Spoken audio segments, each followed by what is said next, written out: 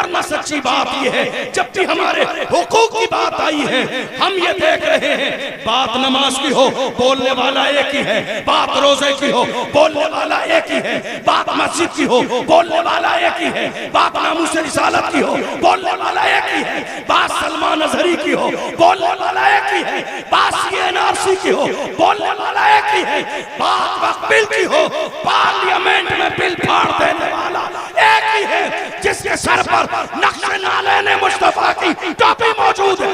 हम समझ गए जो मुस्तफा का वफादार होता है वो उम्मत का गद्दार कभी नहीं हो सकता। ईमान वालों को चाहिए हंसे कम रोए ज्यादा, इसलिए कि खुदा को रोना पसंद है, इसलिए कि खुदा को रोने वाली आंखें पसंद है। और मेरे आका सल्लल्लाहु अलैहि वसल्लम दुआ करते थे, ऐ अल्लाह मुझे रोने वाली आंखें अता फरमा, मुझे रोने वाली आंखें अता फरमा। क्या मेरे आका ने इरशाद नहीं फरमाया, एक बंदे मोमिन के आंसू जो अल्लाह के खौफ से निकलते हैं उसके हिस्से की जहन्नम की आग बुझाने के लिए काफी है। क्या मेरे नबी ने नहीं फरमाया? गौर करो, बदलो अपने अंदाज को, बदलो अपने मिजाज को। ये जलसे मस्ती और मजाक के लिए नहीं किए जाते। बड़ी हैरानी की बात है, इतनी बड़ी हमारी महफिल जहां आप कुछ सीखने के लिए राजी नहीं, कुछ सुनने के लिए राजी नहीं, कुछ समझने के लिए राजी नहीं। याद रखिएगा, बड़ी माजरत के साथ हमें ऐसी तकरीरें नहीं आती हैं जिससे आप खुश हो जाए। हम इमाम अहमद रजा के गुलाम हैं, चापलूसी नहीं आती है हमसे। हम इमाम अहमद रजा के गुलाम हैं। आप याद रखना, मुझे बहुत ज्यादा जमाना नहीं हुआ, मैं बहुत एक डेढ़ साल हुआ मैंने इधर आना शुरू किया, वरना मैं सिर्फ राजस्थान में तकरीरें करता था। और आज भी मैं इस मिंबर पे बैठा हूँ। मेरा ईमान है गुंबद खजरा से मेरे आका मुझे देख रहे हैं। मेरी नीयत ये नहीं है कि आप ये कहें बड़ी साहब सीरियस तकरीर की है, मेरी नीयत ये है कि मुझे मरना है, मरने के बाद मुस्तफा को चेहरा दिखाना है। क्या कहेंगे, ये कुर्सी हमें किसी नेता ने नहीं दी है, कुर्सी कहां से मिली है? या रसूल अल्लाह, ये नाज ये अंदाज हमारे नहीं होते, झोली में अगर टुकड़े तुम्हारे नहीं होते, मिलती ना कर भी हुजूर आपके दर से इस ठाट से मंगतों के गुजारे नहीं होते। बेदाम ही बिक जाइए बाजार नबी में, इस शान के सौदे में खसारे नहीं होते, जब तक के मदीने से इशारे नहीं होते, रोशन कभी किस्मत के सितारे नहीं।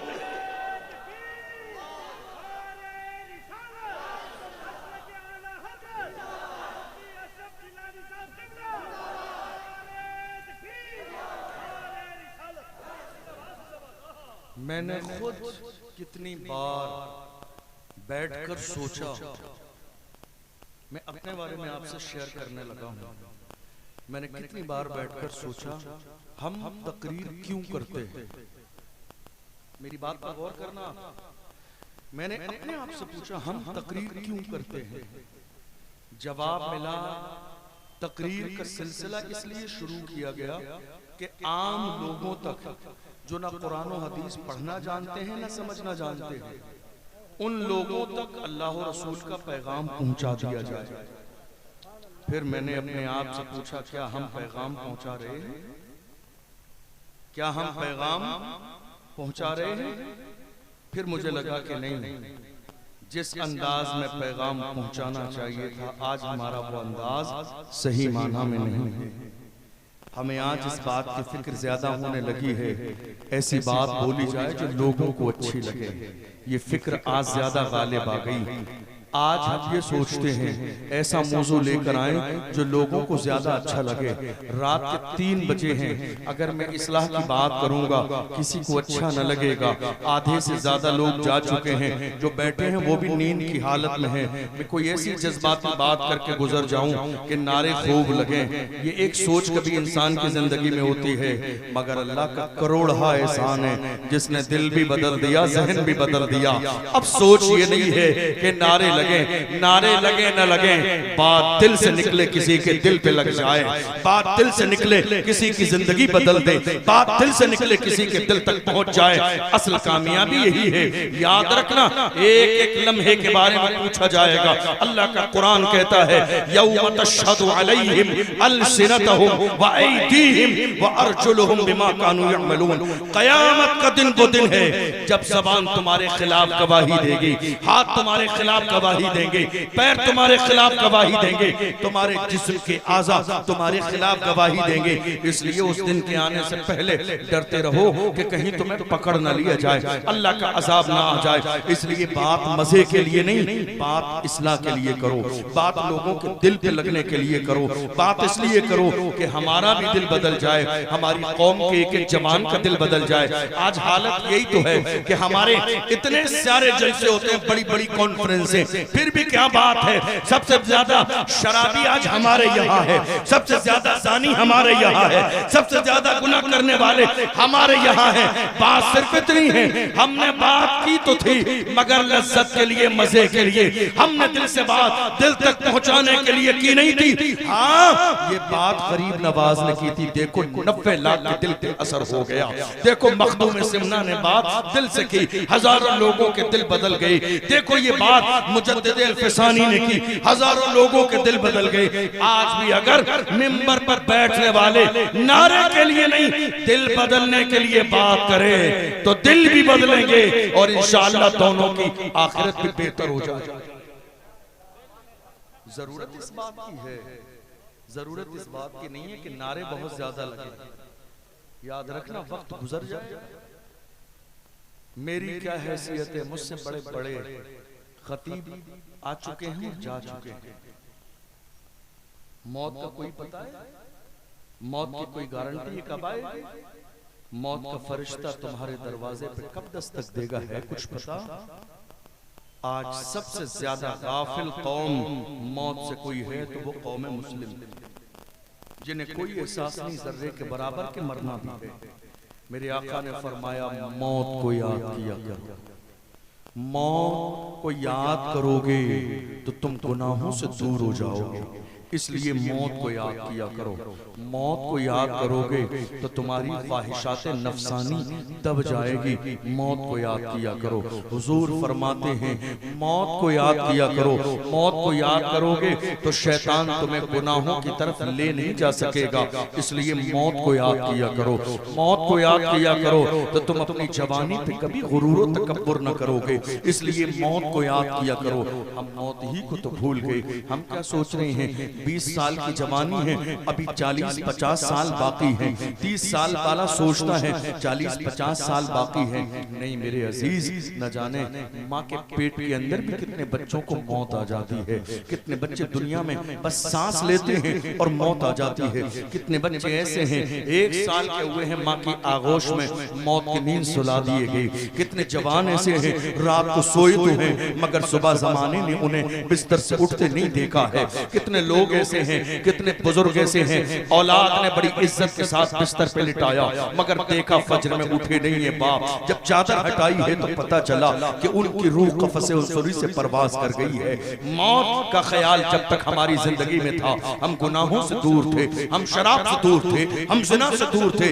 जब से हमारे जिंदगी के अंदर मौत का ख्याल कब होता गया तब से हम गुनाह के करीब जाते गए। और आज हालत ये है मौत का किसी को ख्याल नहीं। कब्रिस्तान में खड़े खड़े जनाजा सामने है, नमाज हो गई है, कब्र में उतारा जाने वाला है, फिर भी 50 आदमी ऐसे नजर आएंगे। वहां भी बिजनेस की बात, वहां भी कारोबार की बात, वहां भी मस्ती हो रही है, वहां भी मजाक चल रही है। देख नहीं रहे हैं कितने बड़े सूरमा की कब्र है, प्रधान की कब्र है, कितने बड़े पार्षद की कब्र है, जिम्मेदार की कब्र है, पैसे वाले की कब्र है, अपने आप को बड़ा कहने वाले की कब्र है। धस गई है नाली और नाले का पानी उसकी कब्र में है। फिर भी एहसास नहीं जर्रे के बराबर। जनाजा रखा है दुनिया की बात, जनाजा रखा है पैसे और कारोबार की बात नहीं मेरे अजीज। तुम कब्रिस्तान में आने के बाद जानते हो एक मुर्दे को दफन करने के लिए 4 आदमी काफी थे, कांधे पे उठा कर ले जाते, दफन कर देते। फिर भी मेरे नबी ने पूरी कौम मुस्लिम को क्यों कहा कि नहीं, हर मुसलमान पर, मुसलमान का ये हक है कि वो मर जाए तो ले जाके दफन करो। बात ये है कि 4 से काम चल जाता, लेकिन पूरी कौम को कब्रिस्तान इसलिए भेजा गया तुम भी कब्रिस्तान चले जाओ ताकि तुम्हारा गुरूर जरा सा डाउन हो जाए। तुम भी कब्रिस्तान चले जाओ ताकि तुम्हारा फख्र भी जरा सा डाउन हो जाए। तुम भी कब्रिस्तान चले जाओ, बहुत जमाने से तुम्हें मौत की याद नहीं आई, तुम्हें मौत की याद आ जाए। अल्लाह अकबर। आप जानते हैं जिस जलसे में मैं आज तकरीर कर रहा हूँ, इस जलसे के लिए आपके लोगों ने जिनसे तारीख ली थी ना, हमारे बड़े अजीज जकी भाई शेख जो जलसे की हमारी तारीख लेते थे, 1 हफ्ता हुआ है मौत के फरिश्ते ने उनके दरवाजे पर दस्तक दी। इस जलसे की तारीख उन्होंने ली और उसके बाद वो इस दुनिया से चले गए। किसने सोचा था 27-28 साल के जवान को मौत आ जाएगी? किसने सोचा था इतना दीनदार जवान दुनिया से चला जाएगा? किसने सोचा था नमाजों का पाबंद दुनिया से चला जाएगा? इतना परहेजगार जवान मैंने अपनी जिंदगी में कभी न देखा। जब वो सफर करते थे तो कपड़े बाद में रखते थे, जाए नमाज अपने बैग में पहले रखते थे। 24 घंटे का जमाना जब तक सोते नहीं थे, वुजू कभी टूटने नहीं देते थे, और वुजू टूटता तो फौरन वुजू करते थे। कभी ऐसा न हुआ कि सफर में भी उनकी एक वक्त की नमाज कज़ा हो गई हो, कभी ऐसा न हुआ एयरपोर्ट पे उनका एक सजदा छूट गया हो, कभी ऐसा न हुआ उन्होंने जिंदगी में झूठ बोला हो, कभी ऐसा न हुआ कि उन्होंने किसी मोमिन की ग़ीबत की हो, कभी ऐसा न हुआ 1 रुपया जिंदगी में इधर से उधर हो गया हो। इतना पारसा जवान आप देखो, हमने अपनी जिंदगी में ये देखा। उस राजस्थान के इलाके में नौजवान उसको चलते फिरते कहते थे जिसे जन्नती जवान देखना हो वो मरहूम ज़की शेख को देख ले। इतना नेक परहेजगार मुत्तकी जवान। जब वो उलमा से बात करता तो उलमा सोचते थे सामने वाला कोई आलिम है, हालांकि उस बंदे ने एक दिन भी मदरसे में तालीम हासिल न की, जिसने बाज़ाब्ता कॉलेज में जाके जीन्स पैंट पहन के बाज़ाब्ता BA MA किया और दूसरी डिग्रियां हासिल की। 1 हफ्ते पहले मौत की आगोश में चले गए। किसने सोचा था मौत आ जाएगी? किसने सोचा था कि मौत का फरिश्ता दरवाजे पर दस्तक देगा? लोग रो रहे हैं, आंखों में आंसू है। माँ का क्या हाल है जाके पूछो माँ के दिल से, भाई का क्या हाल है पूछो जाके दिल से। मैं हर जगह लोगों से यही कहता हूँ, हाथ जोड़ के कहता हूँ अपने जवानों से, जवानों को ना छोड़ दो। ये मत सोचो कि 50 साल की जिंदगी बाकी है। सरकार गौसे आज़म फरमाते हैं मौत हालत बदलने नहीं देती है। तुम जिस हाल में होगे मौत आके रहेगी। तुम गुनाह कर रहे हो मौत आके रहेगी। इसीलिए फरमाया तुम जिस हाल में मरना चाहते हो उसी हाल में जीना शुरू कर दो, फिर मौत तुम्हें बेहतरीन हालत में आएगी। तुम चाहते हो मौत तुम्हें सजदे की हालत में आए तो सजदे करने की आदत डाल लो। तुम चाहते हो मौत तुम्हें कुरान पढ़ते हुए आए, कुरान पढ़ने की आदत डाल लो। तुम चाहते हो मौत तुम्हें अल्लाह के सामने झुकते हुए आए, तुम अल्लाह के सामने झुकने की आदत डाल लो। मौत उसी आलम में आएगी और जब तुम इस हाल में जाओगे तो दुनिया पुकार के कहेगी लहर में इश्क रुखे शाह का दाग लेके चले, अंधेरी रात सुनी थी चराग लेके चले, तेरे गुलामों का नक्शे कदम है राह खुदा, वो क्या बहक सके जो ये सुराग लेके चले। आज हालत ये है, हम दुनिया में और दुनिया की रंगीनियों में इतना रंग गए कि हमें जर्रे के बराबर मौत का एहसास है। आपको हैरानी होगी ये जानकर, इस वक्त हमारे यहाँ शराब पीने वालों की तादाद बढ़ गई है। 18 साल 19 साल 20 साल के जवान शराब पी रहे हैं। आज 18 जनवरी है। इसी महीने की शुरुआत में एक रात आई थी जिसको हमारे जवान 31st के नाम से जानते हैं। 31 दिसंबर की रात। आपको मालूम है क्या हुआ था? मुस्लिम इलाकों में शराब के ठेकों पर शराब खत्म हो गई थी 2 दिन पहले। 2 दिन पहले शराब खत्म हो गई थी। इसी साल की बात बता रहा हूँ। जानते हो गई कहां? हमारे जवानों ने 2 दिन पहले खरीद कर स्टॉक कर ली 31 की नाइट के लिए कि साहब उस रात में पता नहीं मिले न मिले, खत्म न हो जाए, हमारी पार्टियां फीकी पड़ जाएंगी, हम क्या करेंगे, हमारा माहौल खराब हो जाएगा। 2 दिन पहले शराब की क्रेट उठा के बाज़ाब्ता स्टॉक करके रख ली। जश्न मनाने के नाम पर जश्न करते रहे, शराब पीते रहे, जिना करते रहे, अय्याशी करते रहे। मैं कहता हूँ ये सारे काम तो कर रहे हो, मगर याद रखो क्या सोच रहे हो, तुमने बंद कमरे में दरवाजा बंद करके रात के अंधेरे में गुनाह कर लिया। क्या सोचते हो, क्या मेरे रब को नहीं मालूम है, क्या खुदा को नहीं मालूम है? तुम अगर ऐसा सोचते हो तो तुम्हारी ये गलत फहमी है, खाम ख्याली है। अल्लाह का कुरान कहता है वल्लाहु यअलमु मा तुसर्रून व मा तुअलिनून, तुम जो जाहिर करते हो मेरा रब वो भी जानता है, तुम जो छुपाते हो मेरा रब वो भी जानता है। कोई ऐसा गुनाह नहीं है जो तुम करते हो और रब को मालूम नहीं है। तुमने एक रात की लज्जत के लिए, एक रात के मजे के लिए गुनाह कर लिया, लेकिन याद रखना इस एक रात के गुनाह की वजह से सजा न जाने कितने साल भुगतना पड़े, न जाने कितने साल रोना पड़े, न जाने कितने साल जिल्लत और रुसवाई का सामना करना पड़े। आज मुसीबत हमारे दरवाजे पर दस्तक दे रही है। लोग रो रहे हैं, कारोबार नहीं है, लोग रो रहे हैं, बिजनेस नहीं है, लोग रो रहे हैं, हम भूखे प्यासे हैं, लोग रो रहे हैं, बेटी और बेटों के रिश्ते नहीं आ रहे हैं। मैं कहता हूँ बंदा जब गुनाह का आदी हो जाता है और अपना रिश्ता परवरदिगारे आलम से कमजोर कर लेता है तो उसकी दुनिया भी तबाह हो बर्बाद हो जाती है, उसकी आखिरत भी तबाह हो बर्बाद। इसलिए ये नियत कर लीजिए, ये इरादा कर लीजिए, हमारी जितनी जिंदगी है हम गुनाहों में नहीं गुजारेंगे, हम गुजारेंगे रब की मर्जी के लिए, रसूलुल्लाह सल्लल्लाहु अलैहि वसल्लम के तरीके पर अमल करते हुए। आपको मालूम इस वक्त एक गुनाह बहुत तेजी के साथ बढ़ता जा रहा है। क्या है वो? जिना। बहुत तेजी के साथ। आपके जहन में शायद न हो, लेकिन हालत यह है आज आंखों का जिना भी हो रहा है, आज कानों का जिना भी हो रहा है, आज जबान का जिना भी हो रहा है, आज इन हाथों का जिना भी हो रहा है। आप कहेंगे हजरत आपने नई बात बताई, हमने कभी नहीं सुना जबान का जिना। जबान का जिना इस वक्त इतना हो रहा है आप हैरान हो जाएंगे। और ये बात सिर्फ मर्दों के लिए नहीं है, ये मर्द और औरत दोनों के लिए बात है।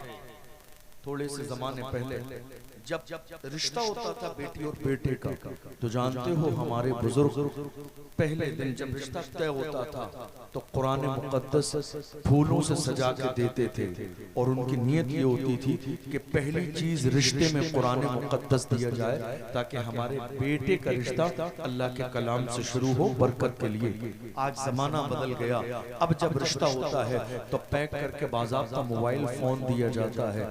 और मोबाइल फोन आप जानते हैं किस लिए दिया जाता है? सिर्फ ताकि फोन पर बात करने का दरवाजा खुल जाए। लड़के ने 1 लाख रुपए का मोबाइल फोन गिफ्ट के नाम पर दे दिया। न लड़के के वालिदैन को एतराज है, न लड़की के वालिदैन को एतराज है। पूछो जाके किसी मुफ्ती से, जाके पूछो बाबू हुजूर से, हजरत क्या ये बात जायज है कि हमारी बेटी शादी से पहले उस लड़के जिससे रिश्ते की बात चल रही है फोन पर बात करे? जाके देखो, जब तक निकाह न हो जाए 2 खानदानों का आपस में रिश्ता है, मगर लड़की और लड़के का आपस में कोई रिश्ता नहीं है। फोन कर सकते हैं? नहीं। बात कर सकते हैं? नहीं। मुलाकात कर सकते हैं? नहीं। पिकनिक में जा सकते हैं? नहीं। बाजार का साथ में खाना खा सकते हैं? नहीं। कोई कितना करीबी हो, हमने तो बाज़ाब्ता सगाई के नाम पर स्टेज पर 2 कुर्सी डाल दी, मजमे को बिठा दिया, खानदान को बुला लिया, लड़का लड़की का हाथ पकड़ के रिंग पहनाता है, लड़की लड़के का हाथ पकड़ कर रिंग पहनाती है और हम रिंग पहनाने के बाद ये सोचते हैं नहीं अब तो इनके लिए बात करना जायज हो गया। तुम पहले ये सोचो ये जो रिंग पहना रहे हो यही ना जायज हो, हराम है। तुम जरा गौर तो करो, जो मजहब इस्लाम किसी गैर की बेटी की तरफ नजर उठाने की इजाजत न देता हो, वो हाथ पकड़ने की इजाजत कैसे देगा, वो रिंग पहनाने की इजाजत कैसे देगा। दरअसल ये सारी रस्में हमारे घरों में टीवी से आई, सीरियल और ड्रामों से आई। हमारे घर में हमने टीवी खोल के रख दी और ये रस्में बढ़ती चली गई। अब रात के 3 बजे तक हमारा जवान और हमारी जवान बेटी फोन पर किसी गैर महरम से बात कर रही है। जबान का जिना यही है, जबान का जिना यही है कि गैर महरम से बात की जाए, और कानों का जिना यही है कि गैर महरम की आवाज सुनी जाए। आप कहेंगे हजरत आंखों का जिना क्या है? बात यह है, थोड़े से जमाने पहले 1 महीने के लिए इंटरनेट, 1 महीने के लिए 1 GB डेटा हमारे जवानों को दिया जाता था और वो 30 दिन चल जाता था। दुनिया ने देखा ये जवान तेजी के साथ तबाह बर्बाद नहीं हो रहे हैं। डेटा को बढ़ाकर वहां 1 GB डेटा 1 महीने के लिए दिया जाता था, आज रोजाना 2-3 GB डेटा दिया जाता है। हमारे जवान खुश हैं ऑफर के नाम पर। नहीं मेरे जवानों, ये ऑफर तुम्हारी कामयाबी का नहीं, ये तुम्हें अय्याश बनाने का ऑफर है, तुम्हारी नजरों को खराब करने का ऑफर है। कितने जवान रात के अंधेरे में देख लो अपनी आंखों से जिना के मनाजिर देख रहे हैं, इंटरनेट का गलत इस्तेमाल। मैं ये नहीं कहता हूँ इंटरनेट बुरी चीज है, याद रखना हर चीज का अपना एक अलग इस्तेमाल है, अलग इस्तेमाल है हर चीज का। ये माइक जिस पर मोहम्मद अली फैजी साहब हुजूर की नात पढ़ रहे थे, अगर नात इसी अंदाज में हुजूर की माइक पर पढ़ी जाए तो ये माइक का बोलना रहमत है, लेकिन कोई आके इसी पर गाने गाने लगे तो यही सहमत बन जाएगा। चीज एक ही है, इस्तेमाल अपना अपना है। ये लाइट है, इस लाइट में हुजूर के जिक्र की महफिल हो रही है, रहमत है। यही आकर डीजे बाजे बजाए जाने लगे तो जहमत बन जाए। हम तो बड़े फख्र के साथ कहते हैं कलम भी एक रहमत है, लेकिन अगर कलम थानवी के हाथ में नहीं, इमाम अहमद रजा के हाथ में हो, थानवी के हाथ में है तो जहमत है, इमाम अहमद रजा के हाथ में हो तो रहमत है। जिस इमाम ने कहा सरवर कहूं के मालिको, मौला कहूं तुझे, बागे खलील का गुले ज़ेबा कहूं तुझे, अल्लाह ने तेरे जिस्म मुनव्वर किताबिशें, ए जाने जा में जाने तजल्ला कहूं तुझे। हर चीज रहमत भी है, सहमत भी है।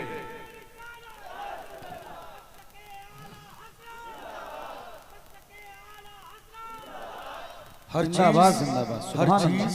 रहमत भी है, जहमत भी है। इंटरनेट जहमत इसी एंगल से है, इसी अंदाज में है जहमत इंटरनेट कि हम आंखों से जिना कर रहे हैं। आप इतने बच्चे नहीं हैं कि मैं क्या कह रहा हूं आपको समझ में नहीं आ रहा है। इतने नादान नहीं हैं आप, इतने छोटे नहीं हैं आप। हमारे बहुत सारे लोग दूर बैठ के मुस्कुराते रहते हैं, एक दूसरे के कान में कहते रहते हैं देखो हजरत क्या इशारा कर रहे हैं। ये हंसने वाली नहीं, रोने वाली बात है। तुमने गौर ही नहीं किया, तुम्हारी जवानी तबाह बर्बाद हो गई। तुमने गौर ही नहीं किया, तुम्हारी नस्ल खत्म होने वाली है। तुमने गौर ही नहीं किया, रात के थोड़े से लम्हे में तुमने अय्याशी की दहलीज पर कदम रख दिया। तुमने जिन आंखों को खराब किया, तुम्हें पता ही नहीं है आंखों की कीमत क्या है। किसी आशिक ने कहा था तुम्हें न देखा तो किस काम की है ये आंखें कि देखने की है सारी बहार आंखों में। एक जवान ने आके कहा हजरत दुआ कर दे, मैं इन आंखों से हुजूर को देखना चाहता हूँ। मैंने कहा दुआ कर दूंगा, और मेरे आका नवाजने पे आए तो वहां देर भी नहीं है। उस बारगाह की शान ये है, उस बारगाह का मकाम ये है, वहां फासलों की जियादती से इनायतों में कमी नहीं। कोई दूर रह के उवैस है, कोई पास रह के बिलाल है। मैं दुआ कर दूंगा, मगर मेरे भाई जरा तुम अपनी आंखों के बारे में गौर करो।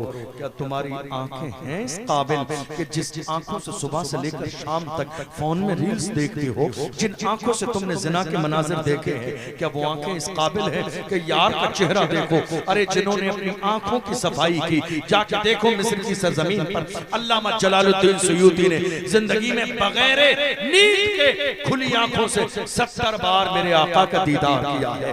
पूछो पूछो इमाम अहमद रजा से, जब इमाम अहमद रजा हुजूर की बारगाह की तरफ चले थे तो कहा था आने तो याद वो दो, अब तो तुम्हारी जानिब लंगर तुम्ही पे छोड़े, लंगर की कश्ती तुम्ही पे छोड़ी, लंगर उठा दिए हैं। दूल्हा से इतना कह दो प्यारे सवारी रोको, मुश्किल में है बराती, पुरखार वादिये है, गए हुजूर की बारगाह में। और जब दिल ने कहा यार का दीदार हो जाए तो हाथ बांध के कहा उठा दो पर्दा, दिखा दो चेहरा कि नूरे बारी हिजाब में है, जमाना तारीख हो रहा है कि महर कब से नकाब में है। और थोड़ी देर जब दीदार न हुआ तो पस मुर्दा दिल के साथ कहते हैं वो सुए लालाजार फिरते हैं, तेरे दिन है बहार फिरते हैं, जो तेरे दर से यार फिरते हैं, दर बदर यूं ही ख्वार फिरते हैं। आहा कल ऐश तो किए हमने, आज वो बेकरार फिरते हैं। उस गली का गधा हूं मैं जिसमें मांगते ताजदार फिरते हैं। कोई क्यों पूछे तेरी बात रजा, तुझसे कुत्ते हजार फिरते हैं। जब आजिज़ी का लेवल इतना आया तो खुली आंखों से मुस्तफा का दीदार किया है।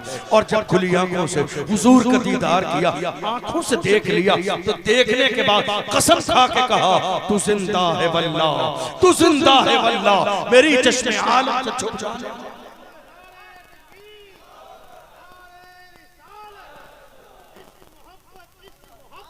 आला हजरत, आला हजरत, बहुत अच्छे मुफ्ती साहब, जिंदाबाद जिंदाबाद जिंदाबाद।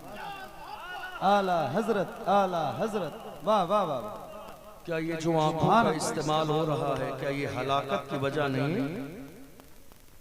क्या ये जो आंखों का इस्तेमाल, आंखों का इस्तेमाल जो हो रहा है, आंखों का ज़िना,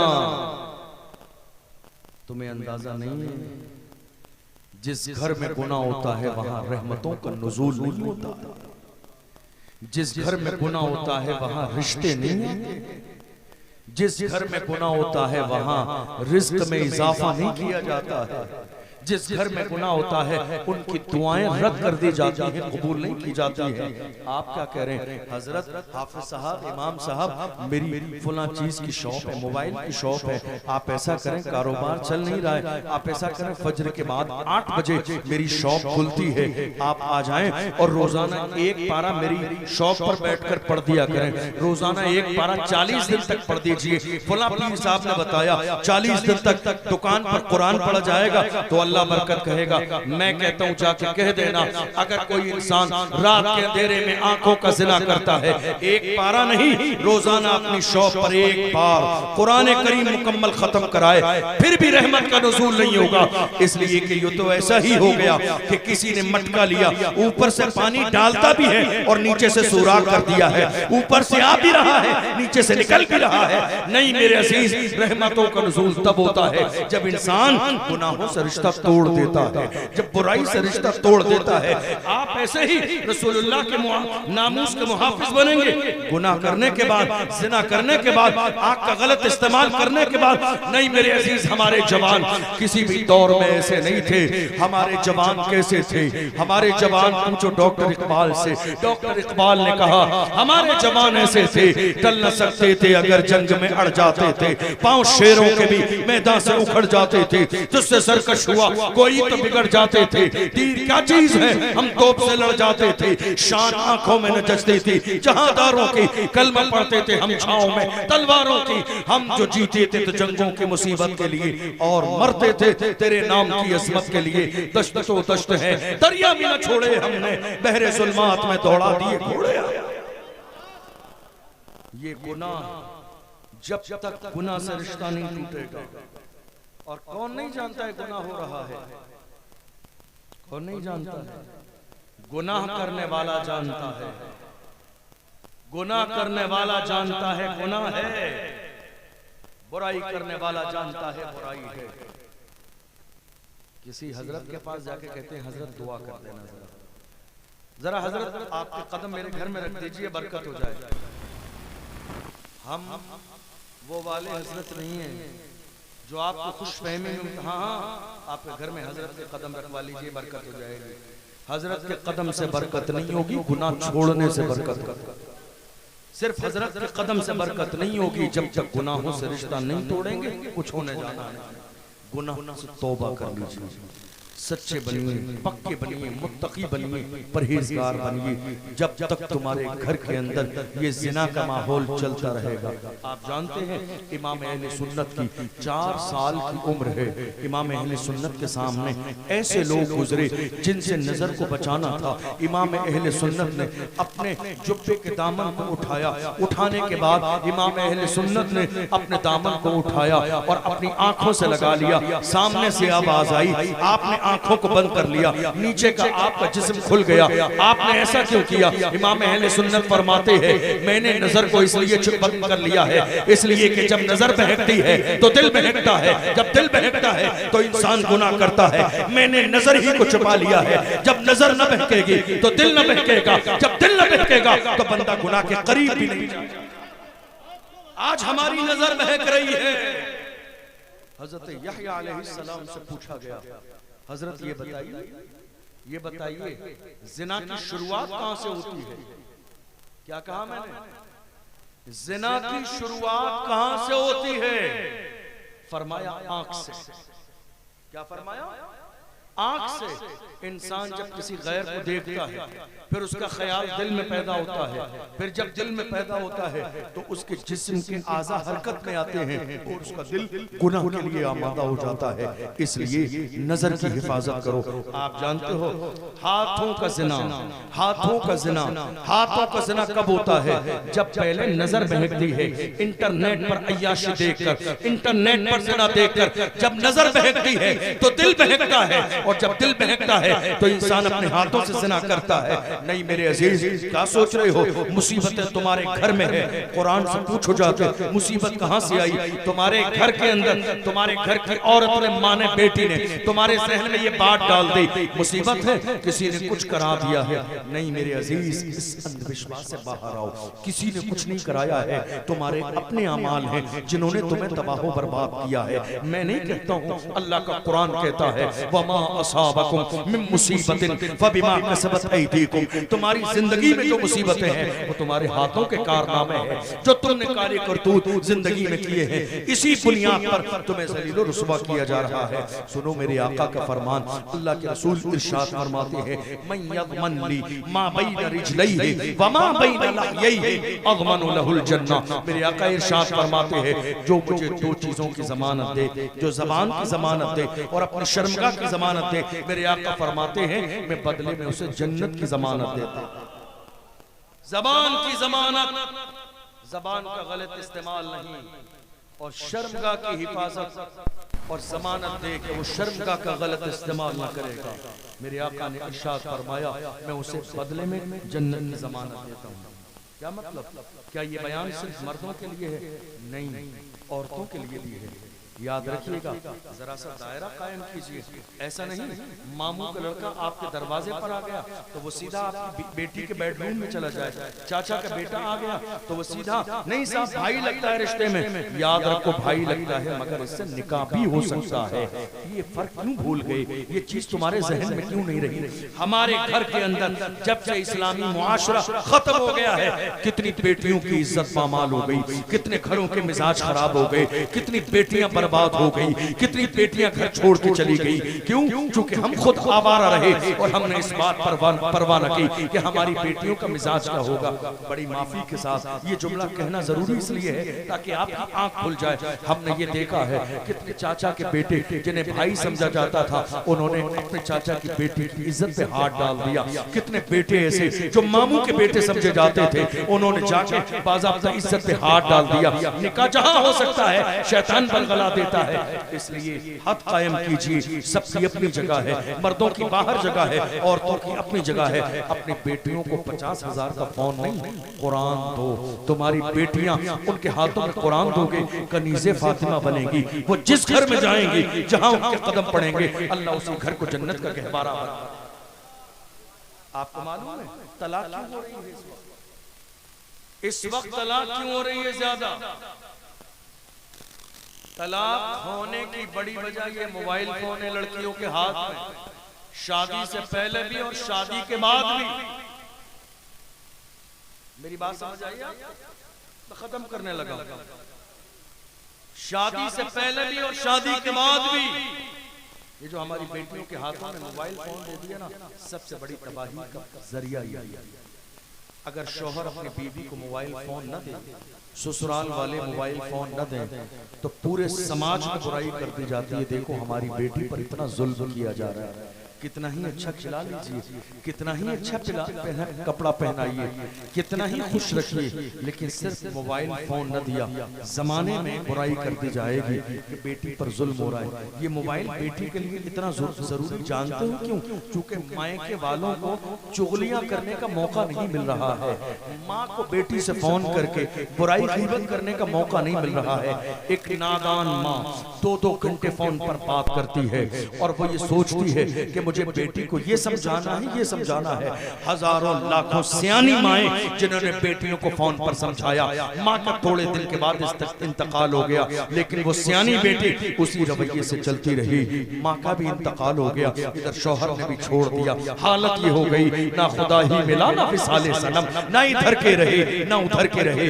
एक समझदार बेटी शादी के बाद जब माँ समझाती है तो बेटी कहती है मेरी माँ, मुझे मालूम है मेरी ससुराल का मिजाज क्या है, मेरे घर का मिजाज क्या है, मुझे अब कानों में किसी और की आवाज नहीं, अब मुझे अल्लाह रसूल के फरमान के मुताबिक ससुराल की जिंदगी गुजारनी है। याद रखना, ये फोन तबाही की वजह बनता जा रहा है बेटियों के हाथ में, चाहे वो शादी से पहले हो या शादी के बाद हो। मोबाइल फोन नहीं, बेटियों को कुरान दो, बेटियों को जाए नमाज दो, बेटियों को मुसल्ला दो। तुम्हारी बेटी अगर अल्लाह के सामने झुकने की आदि बन जाएगी तो तुम्हारी ही बेटी की नस्ल से किसी दिन सलाहुद्दीन अय्यूबी जैसा बेटा पैदा होगा। कोई टीपू सुल्तान बन के निकलेगा, कोई मोहम्मद बिन कासिम बनेगा, कोई अर्तुगरुल गाजी बनेगा, कोई उस्मान गाजी बनेगा, कोई उस जमाने में जब रसूलुल्लाह के नामूस पर पहरा देने की नौबत आएगी तो कोई व्हील चेयर पर बैठकर जमाने के सामने कहेगा कि मोहम्मद से वफा तूने तो हम तेरे, ये जहां चीज है क्या लाहो कलम तेरे।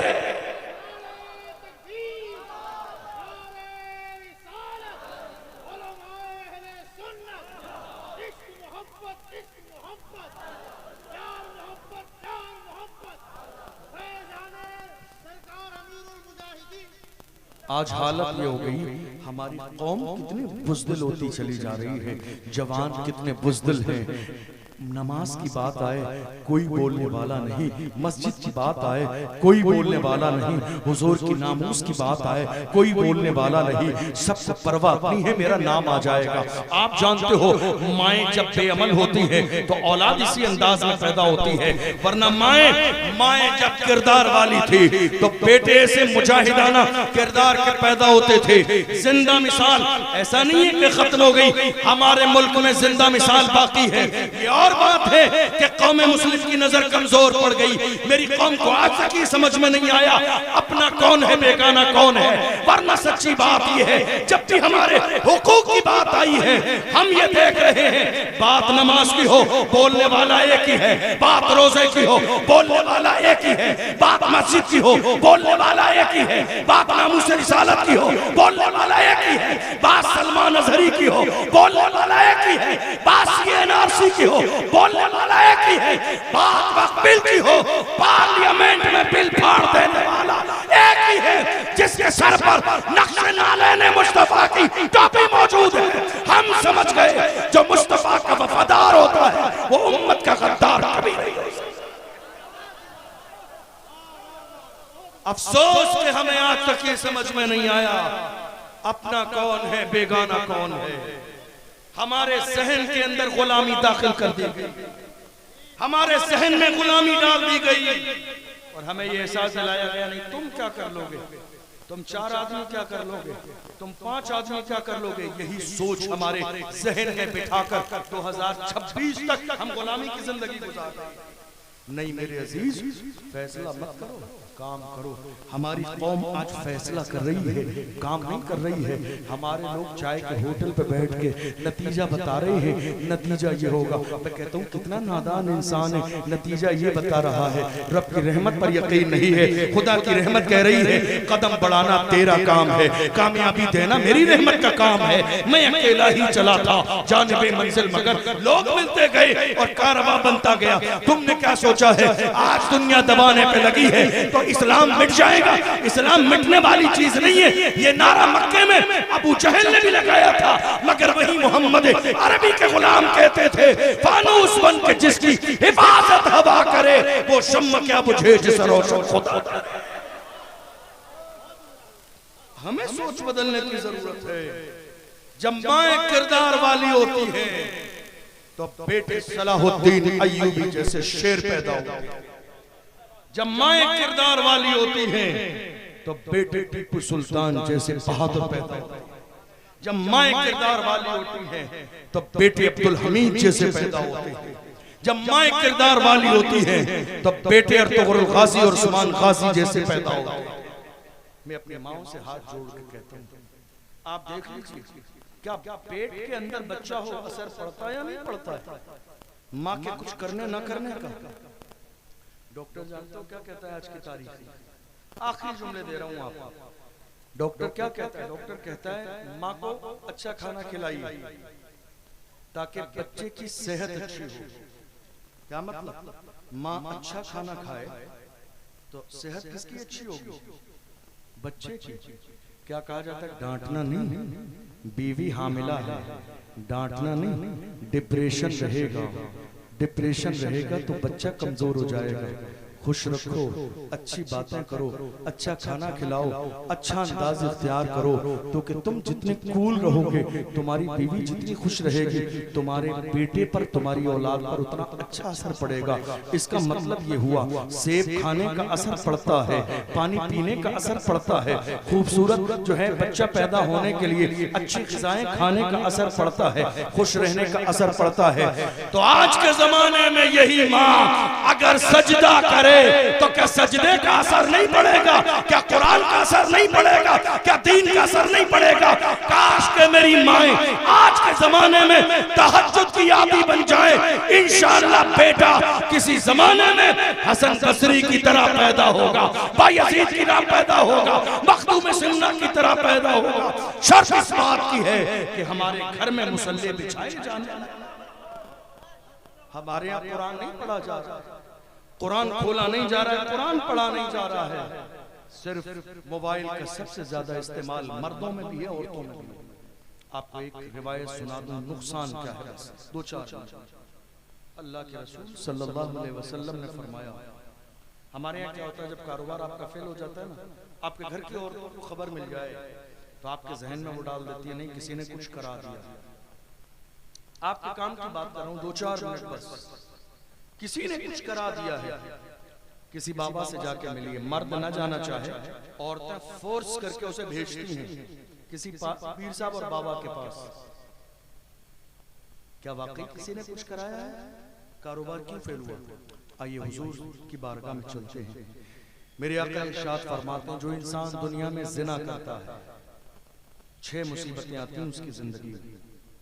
3 दुनिया की जिंदगी और 3 आखिरत की जिंदगी।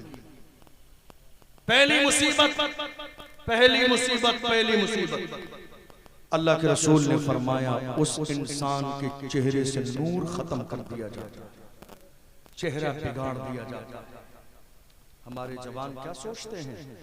हमारे जवान सोचते हैं शादी आएगी, वलीमा और अकीका आएगा, 4 दिन पहले किशनगंज चौराहे पे जाके 2000 रुपए का फेशियल पैकेज लेंगे, चेहरा रगड़वाएंगे, हमारे चेहरे पे नूर आ जाएगा। नहीं मेरे अजीजों, जिसके चेहरे से खुदा ने नूर छीन लिया हो, दुनिया की कोई क्रीम उसके चेहरे को नहीं चमका सकती। जिसके चेहरे को खुदा ने बिगाड़ दिया हो जिना की नहूसत की वजह से, उसके चेहरे को दुनिया का कोई फेशियल चमका नहीं चमक सकता है। जिसके चेहरे से नूर को खत्म कर दिया हो, दुनिया की कोई दौलत उसके चेहरे को बारौनक नहीं कर सकती। याद रखो, इसलिए अल्लाह के रसूल ने फरमाया जिना से बचो, इसलिए कि जिना करने वाले के चेहरे से नूर खत्म कर दिया जाता है। आज देखो तो सही, हमारे 18 साल के जवान लड़कों के चेहरों पे लानत बरस रही है। 20 साल के लड़कों के चेहरे देख लो, आंखों में गड्ढे पड़ गए। 22 साल के जवानों की कंडीशन देख लो, जमीन पे चलने के काबिल नहीं है। वजह क्या है? इन्होंने दिन के उजालों में भी गुनाह किया है, रात के अंधेरों में भी गुनाह किया है। ये इतने बड़े बड़े इनके पास फोन है, खाने को नहीं है फोन है, रात के 4-4 बजे तक फोन चला रहे हैं। इंटरनेट ने इनकी जवानी को तबाह बर्बाद कर दिया। नहीं मेरे अजीज, ये जवानी इसलिए नहीं है कि तुम इंटरनेट में गुनाह करके जवानी को जाया कर दो। याद रखना, दुनिया की कोई भी क्रीम लगा लो, मैं किसकी बात कर रहा हूँ, ये जुमले किसके हैं? उस रसूल के जुमले हैं जिसके लिए बरेली के इमाम कहते हैं, वो ज़बान जिसको सब कुन की कुंजी कहे, उसकी नाफिज हुकूमत पे लाखों सलाम। अल्लाह अकबर, उस रसूल की ज़बान है। मेरे आका इरशाद फरमाते हैं, जिसके चेहरे से अल्लाह नूर खत्म कर दे, दुनिया की कोई फेशियल और क्रीम उसके चेहरे को रोशन नहीं कर सकता है, उसके चेहरे को मुनव्वर नहीं कर सकता है। चाहते हो तुम्हारा चेहरा चमक जाए, नुस्खा दिया गया इस्लाम ने। चाहते हो चेहरा चमक जाए, 5 वक्त के साथ रात के अंधेरे में 4 बजे उठ के तहज्जुद की आदत डाल लो, तुम्हें दुनिया की किसी क्रीम की जरूरत न पड़ेगी। अल्लाह तुम्हारे चेहरे को चमका देगा। मेरे आका से पूछा गया, या रसूलल्लाह दूसरी मुसीबत क्या है? मेरे आका ने इरशाद फरमाया, जो इंसान जिना करने लगे, जिना का आदी हो जाए, किसी भी तरह जिना करे, दूसरी मुसीबत उसकी जिंदगी में ये आती है कि उसके कारोबार से बरकत को खत्म कर दिया जाए। आप गौर कीजिए, क्या सोच रहे हैं? पीर साहब ने जहन में क्या डाला? पीर साहब ने क्या डाला? पीर साहब ने जहन में ये डाला नहीं, नजर है। पीर साहब ने जहन में क्या डाला? पीर साहब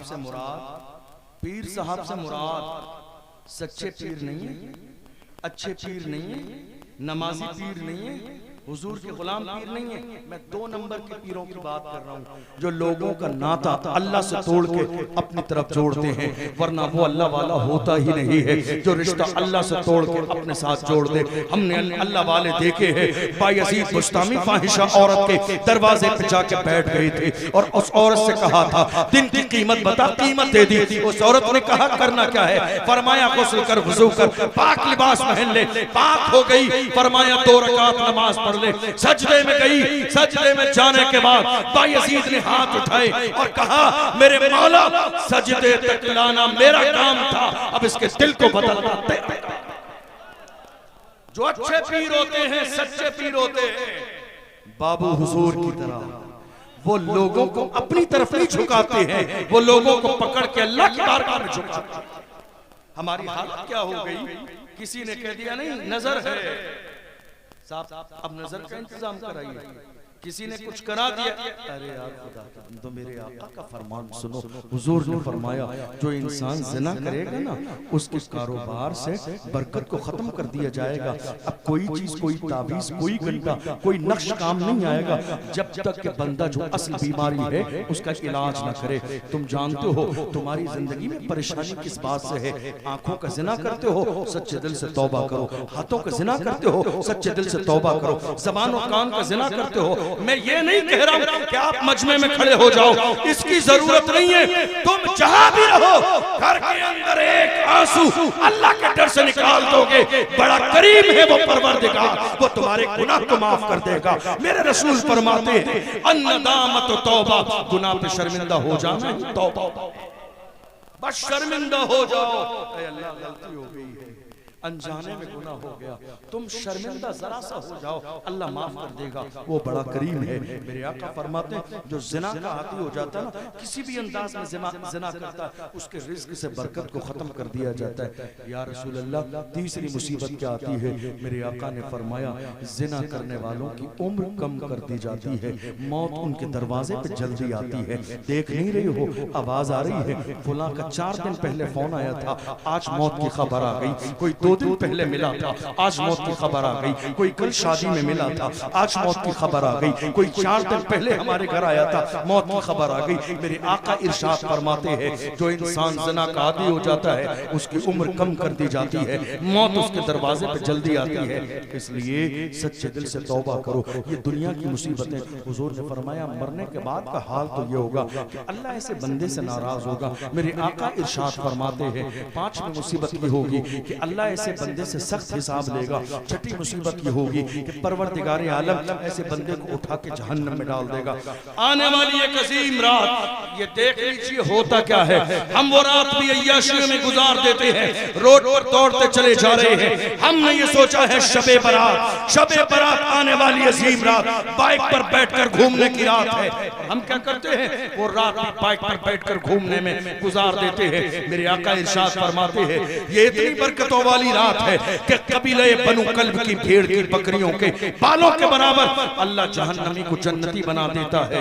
मगर इस रात में भी जिना करने वाला बख्शा नहीं जाएगा, माँ बाप का नाफरमान बख्शा नहीं जाएगा, शराब पीने वाला बख्शा नहीं जाएगा, जादू करने वाला बख्शा नहीं जाएगा। इसलिए मेरे अजीजों, उस रात के आने से पहले वो रात आने वाली है, वो घड़ी आने वाली है, वो दिन आने वाला है जिस रात में पूरी साल के फैसले होने हैं। उस रात के आने से पहले शराब पीते हो तौबा कर लो। मेरे आका ने ऑफर दिया, तुम तौबा कर लोगे कबीले बनु कल्ब की भीड़ की बकरियों के बालों के बराबर उस रात में माफ किया जाएगा, तुम्हारी भी खता माफ कर दी जाएगी। और अगर तौबा नहीं करोगे तुम पूरी रात इबादत करते रहो, लेकिन अल्लाह की बारगाह से तुम्हारे लिए बख्शिश का पैमाना नहीं मिलेगा। इसलिए मेरे अजीजों, जिंदगी में जो मुसीबतें हैं, अपनी मुसीबत का ताज किसी और के सर पर रखने से पहले कि किसी ने कुछ करा दिया है, झांको अपने गिरेबान को कि हमने तो कोई ऐसा गुनाह न किया जो रब की नाराजगी का सबब बन जाए। मैं शादीशुदा लोगों से कहता हूँ, हुजूर का एक फरमान है, जिस घर में फज्र के वक्त में मर्द और औरत नापाक हो, मर्द और औरत नापाक हो और फज्र के वक्त में जागे नहीं और जाकर गुस्ल न करें और गुस्ल करके फज्र की नमाज न पढ़े, वहाँ रहमत के फरिश्ते नहीं आते हैं। जुर्म क्या किया, एक तो नमाज का वक्त इन्होंने जाया कर दिया और दूसरा जुर्म ये है कि उस नमाज के वक्त में जबकि इन्हें पाक होना चाहिए था नापाक रहे। इसलिए अक्लमंद के लिए इशारा काफी है, गुस्ल की आदत बनाओ, जागने की आदत बनाओ, भले ही फज्र के बाद थोड़ी देर के लिए आराम कर लो। जब अल्लाह के फरिश्ते तुम्हारे दरवाजे पर रहमतें लेकर आते हैं, तुम्हारे दरवाजे बंद होते हैं, तुम सो रहे होते हो अल्लाह के जिक्र को छोड़कर, नहीं मेरे अजीज बदलना पड़ेगा। तुम बदल दोगे अल्लाह तुम्हारे हालात को बदल देगा, तुम अपने आप को बदल लोगे अल्लाह तुम्हारी कंडीशन को बदल देगा। आओ इस अजीम शान महफिल में अहद करें, इंशाअल्लाह हम गुनाहों से अपना ताल्लुक तोड़ लेंगे। हम और इसके अलावा जितने भी गुनाह हम और आप करते हैं, इंशाअल्लाह उन सारी चीजों से भी हम अपना ताल्लुक तोड़ लेंगे और कोशिश करेंगे जब तक जिए हुजूर के गुलाम बन के जिए, और जब दुनिया से जाएं तो हुजूर के गुलाम बन के जाएं। और एक बात आपसे और कहूं, जो हुजूर का गुलाम बनता है वही जमाने का इमाम बनता है। जो हुजूर का, क्या कहा मैंने, आप परेशान हो रहे हैं, परेशान हो रहे हैं, आपका सालाना जलसा ये बाबू हुजूर भी तशरीफ नहीं लाए हैं किसी मजबूरी के तहत। मैं सोच रहा हूँ चंद नसीहत वाली बातें, हमारे उलमा की तरफ से भी इशारा है कि 10-5 मिनट और कुछ नसीहत वाली बातें बोल दीजिए। याद रखिए, जो हुजूर का गुलाम बनता है वही जमाने का इमाम बनता है। मैं राजस्थान रहता हूँ, अजमेर शरीफ सरकार गरीब नवाज की बारगाह हमारे यहाँ से 2 घंटे का रास्ता है, इतना करीब है। हमने देखा उर्स कब आया गरीब नवाज का जानते हो, दिसंबर की सर्दी में, और हालत ये थी आपके इसी बंगाल से लोग उस कंडीशन में अजमेर गए, ट्रेन की छत पे बैठकर, बस की छत पे बैठकर, ट्रेन की छत पे बैठकर 500 वेटिंग आ रही थी। आज 2 वेटिंग हो जाए तो कंफर्म होने का ऑप्शन नहीं होता है। उर्स के जमाने में जब पूरा मुल्क गरीब नवाज की बारगाह में आता हो, वहां कंफर्म टिकट होने का क्या ऑप्शन है। 500 वेटिंग, लोग ट्रेनों में चढ़ गए, कोई बाथरूम के दरवाजे पे है, कोई ट्रेन की सीढ़ियों पर बैठा हुआ है, लोग बस की छत पर बैठे हुए इतनी सर्दी में। और जब अजमेर मोहल्ला पहुंचे, वहां हालत ये थी कि अजमेर शरीफ पहुंचने के बाद होटल में जगह न मिली, कहीं और ठहरने के लिए जगह न मिली, कोई उन्हें मैरिज हॉल न मिला रुकने के लिए।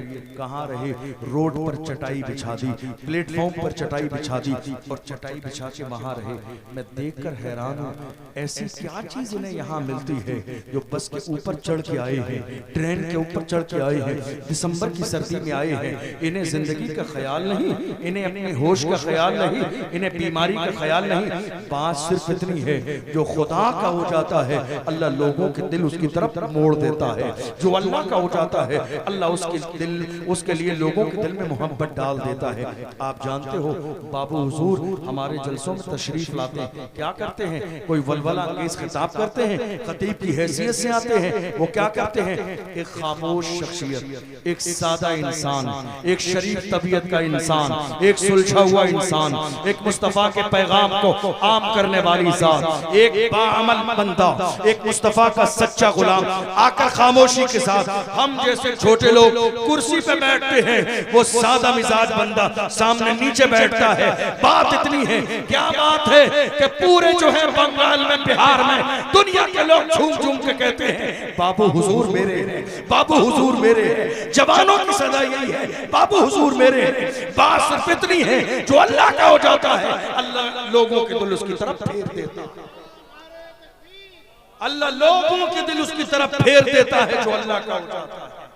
आप चाहते हैं कि अल्लाह आपको जमाने का इमाम बना दे, तो गुनाह से रिश्ता तोड़े, सच्चे अल्लाह और उसके रसूल की इताअत करने वाले बन जाएं। इमाम बनना है बड़ा मुश्किल काम। अल्लाह इमाम तो बना देता है, लेकिन इमाम बनना है बहुत मुश्किल काम। कोशिश करें, आपके इलाके में उलमा रहते हैं, मेरी तकरीर खत्म हो गई, कोशिश करें आपके इलाके में मस्जिदें हैं, मदरसे हैं, उलमा हैं, उलमा की कदर किया करें, उलमा को इज्जत दिया करें, उलमा का एहसास किया करें,